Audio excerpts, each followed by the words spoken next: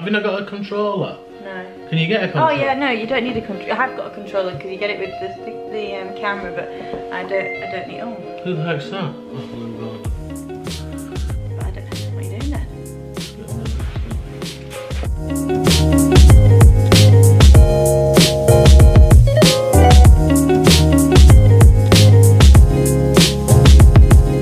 Hello my lovelies and welcome back to my channel and today's video I have got a feature on my channel. It is my dad. Dad, welcome. Say Hello. Hi to the channel. This is actually quite funny to do this one because I've not actually done a video with anyone. Today's video we're going to do a Q&A, guys, because I've been trying to convince, as you all know if you've been on this channel for a long time, I've been trying to convince Lou to do a couples Q&A, but he won't do it. So anyway, I thought, what better person than to do it with my dad? Dad, you're going to do it with me, aren't you, today? I am. So, I asked over on my Instagram, I'm going to add my Instagram here, it's at basically a princess. You all know the story to that name. I don't think I'm a princess, but I don't want to change the name now. So, I asked over on my Instagram for some questions, and you guys gave me some questions, so I've put them on my notes, and we'll just go off with the questions. Is it focusing? Yeah, it's focusing. Okay, right, Dad, question number 1. What's your funniest memory you've had with your dad? This is more at me, isn't it, really? But I'll tell them the one about... You tell me the funny memory and I'll tell a funny memory.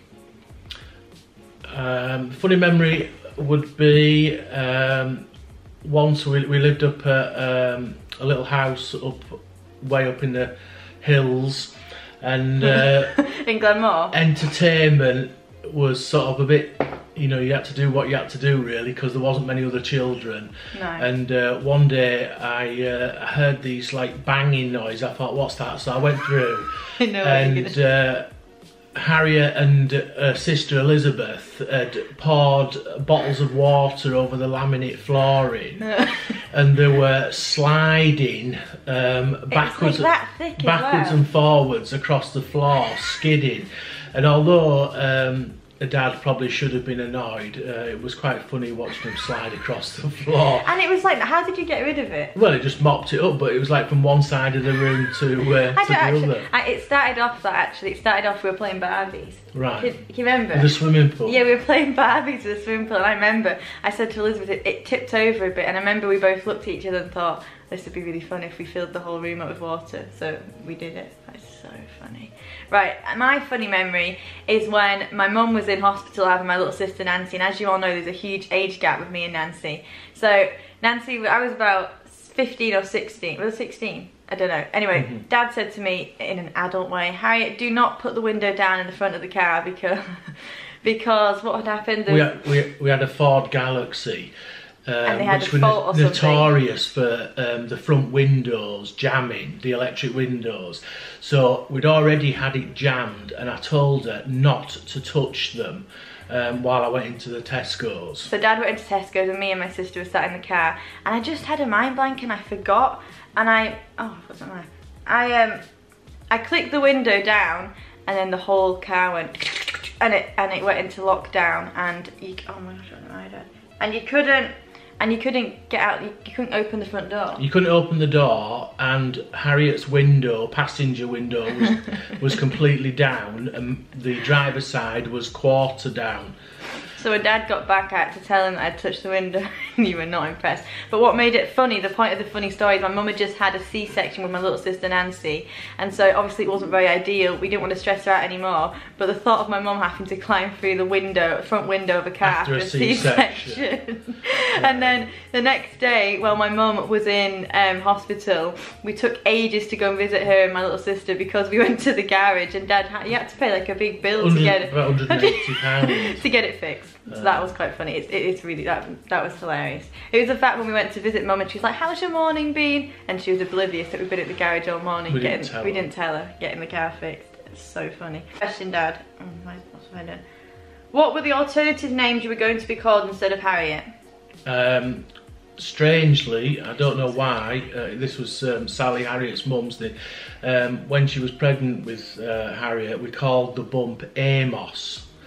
God, thank goodness I wasn't a guy. Sorry if your name's Amos and you're watching this. Yeah, and we called her Amos right through the pregnancy. What made you think of Amos? That is horrific. Well, we were just really random at that time, and we just sort of we just thought it was a...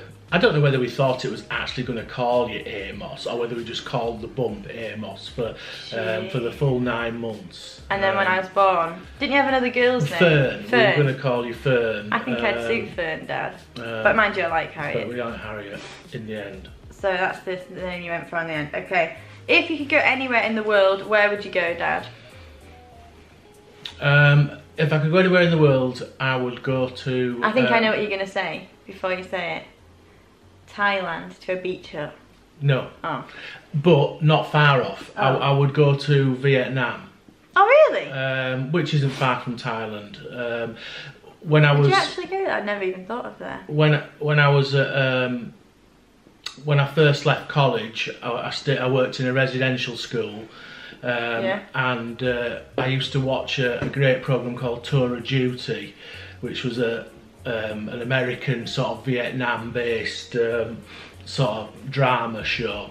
And it was in Vietnam? And I've read every book on Vietnam, and I was really? fascinated by it. So I probably would just go, I would go there just to finish off that bit of thing of, so I could say I've been, sort of thing. Oh, you just do it, Dad. Where do you stay in Vietnam? Well, is it beachy? It's a lot of jungle and beachy around the coastline. I don't actually have a dream place where I'd want to go. I'm really not very adventurous, but I quite like going to Gran Canaria. Me and Lee went last year and I genuinely fell in love with the place, and we're going back in October. Honestly, wait till you go to there, Dad, it's beautiful. Yeah, I'm sure it's very nice. I'm not very adventurous, maybe the Maldives or something, but that's quite generic, isn't it? Everyone says they want to go to the Maldives. But I'm not that fussed really, I'm not very, I just like any holidays. Who was the strictest parent? This is probably at me. You both weren't actually that strict, you're both quite chilled parents really. But Mum was more strict, Mum was more shouty, and Dad was more like, he'll say, right, I've had enough, I'm calling the family meeting. Oh my gosh, I hated family meetings. We had a family meeting sometimes on a Sunday in the living room, and I hated the family meeting. I actually feel sorry for my little brother and sister when they get the family meeting. We don't have a family meeting anymore because it falls on deaf ears. Yeah, my little brother and sister are rebels. The first two, Harriet and Elizabeth, never went in shopping trolleys, never did this, never did that. They weren't allowed. The second two... Yeah, so there's me and Elizabeth, if you've just found this. I'm 23, my sister's 21, and there's a huge age gap between my little brother and sister. Then there's Sydney, 10, and Nancy, 7. We started again after moving to the Isle of Skye. And they are little rebels. Parenting went out of the window with those two. No. You're good parents, Dad and Mum, but I would say that probably you're more relaxed, probably. We were with Harriet and Elizabeth. We were probably I worked with boy juvenile offenders, so having 2 girls was probably quite you know. I always remember what makes me laugh is, you know, The Simpsons comes on at 6:30, what it used to when we were a kid. Yeah. I was in bed before then. I remember one night Mum was like, oh, you can stay up and watch The Simpsons. My little brother and sister don't go to bed till 8 o'clock. No, I was in bed when I was thinking before Look North. What time was that? About 6 o'clock. See, I just think the times have changed. Kids nowadays, they get away with everything, don't they? Right. Okay, Dad, right, the next question. What advice would you give someone who's going through their exams? Well, from someone who kind of struggled through exams, I would say. Dad, how many times did you have to read? How many times did you redo your...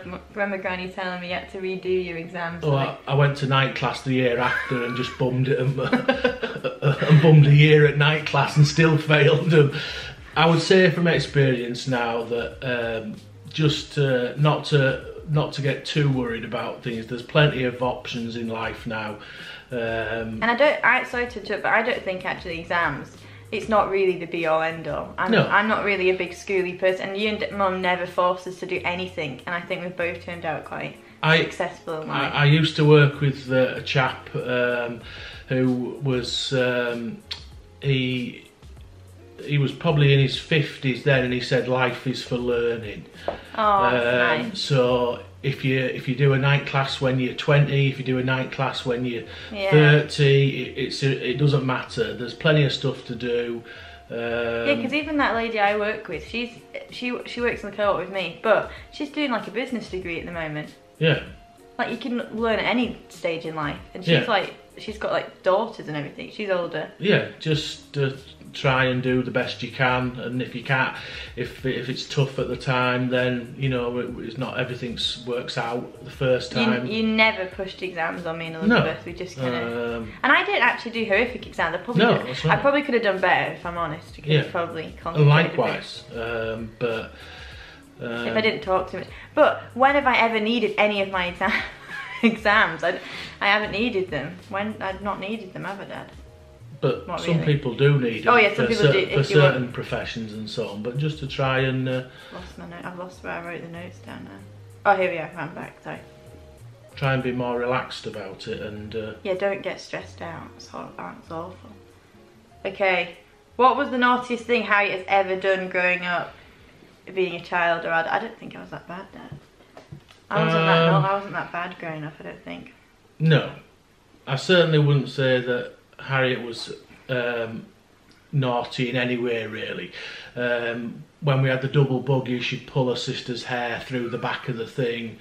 Did I actually? She'd reach round and pull her hair. I hated Elizabeth apparently when she was born, didn't I, Dad? Oh my gosh, she got her own back on me. Yeah, but I would say that overall Harriet was very good. Not perfect in any way, like any normal child, but it's turned out very, very, very good. Oh, thank you, Dad. Dad, do you want to know what makes me laugh though? Is that every parents' evening, they'd say to my mum and Dad, every parents' evening, she'd do a lot better if she didn't talk too much. Yeah, that's fair. That's fair. And you used to say the same thing every year. We get into the car after parents' evening, you'd say, really good parents' evening, Harriet, but you know, it's the same thing. You should really need to buckle down and just, you know, stop talking. And I never listened to that. I'm such a chatterbox. I always remember when the teacher would turn to the whiteboard, they'd say, right, and everyone do this now.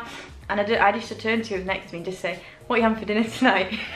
I still do that in work now. I'm chatting away to people and I'm meant to be like the supervisor, but I'll still say, what are you having for dinner tonight? Don't know why. Right, is there something growing up that you did and never told your dad or your parents? This is actually hilarious, this one, because it just come into my head now. When we moved from England, you do know this now, when we moved from England, we had, Mum and Dad got these built-in wardrobes in the wall for me, and it was the day we were moving, and me and my sister, we were like 7 and 8, I climbed the wardrobe unit and the whole thing fell down, and we didn't tell them until, was it years later we didn't tell you? No. We didn't tell them until years later, so that poor couple that bought the house would probably have to spend a few £100 fixing the wardrobes. Because the whole unit, everything fell down. I wasn't really that bothered, to be fair. No, they weren't that bothered, but that was quite bad because we were meant to just be sitting in our room. I can't think of anything else that we did that we didn't tell you. No. Can you think of anything that we've told you in the future? No, I knew of... I've just thought of something that was really bad, and I look back, this is horrific. My dad, growing up in primary school, everyone else in the school canteen would have crisps, sweets. Dad, that was one thing you were really passionate on. You used to give us like five fruit and veg a day. Cucumber, grapes, strawberries. Every day. Every day. And we had this lady in the canteen and she wouldn't let you leave without eating it.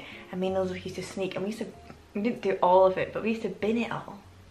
Yes, well I can imagine. Really naughty. And I used to wrap it all up, every little bit in cling film. And all the other kids used to wish that their dad had done that. And me and Elizabeth, we didn't do it all the time. I don't know why I did it. I think we didn't even get a packet where we got one packet of crisps or a biscuit, and then we used to. We didn't bin all of it, but like if the rubbish ones we'd bin. Yeah, but and seafood sticks, we used to put them in every single day. We had the best packed lunch. Do you remember the time that I gave you a Snicker for your breakfast? Yeah, Dad once gave us a Snicker for breakfast.